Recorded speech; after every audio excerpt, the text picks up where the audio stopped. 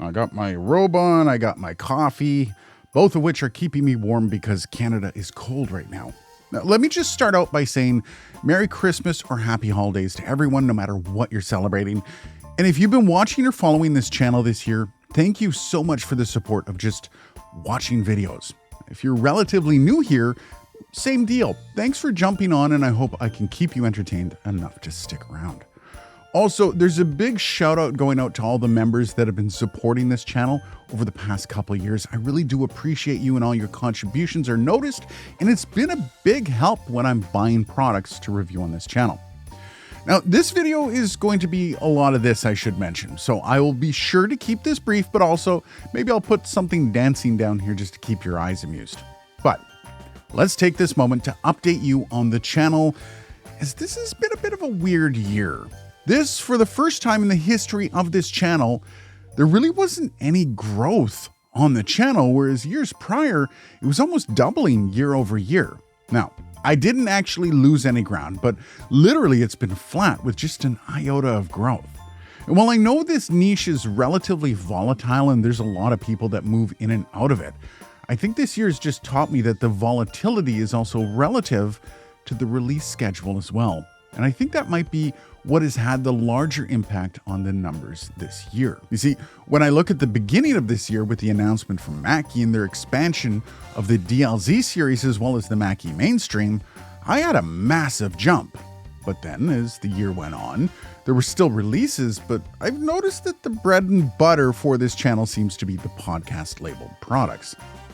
And don't get me wrong, there's no complaints from me, but it is an interesting perspective when this is your job. This is why a lot of content creators tell you to make sure you're diversifying how you make money if you're doing this job. But it's also why I've kind of liked to stress more than just reviews and more relying on my expertise in other things like content creation and editing. Stuff that I'm looking forward to expanding on as we move into the next year. But there's also a great reminder of why I'm a podcast editor on the side and why I also need to build that up. As for the secondary channel, really want to make it move a bit more, but getting that workflow to fall into my scheduling really has been tough.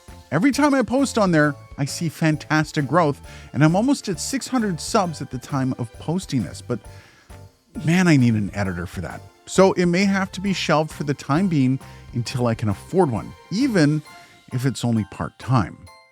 One thing I am able to fit into my time, though, is a podcast, something I'm very excited about and something I've been looking forward to restarting for some time. Now, most of that's due to just the huge amount of gear I have just sitting around, but yet unused. So I've already started recording my great idea, and the official launch is going to be in the new year with new episodes every 2 weeks. Now, this is going to be available as both video and audio, and it's going to be an interview style podcast. And I know it's a bit different from the concept I have on this channel, but I do believe that the true test of any content is in the storytelling. You see, all content needs a story, and if it's well done, it will succeed.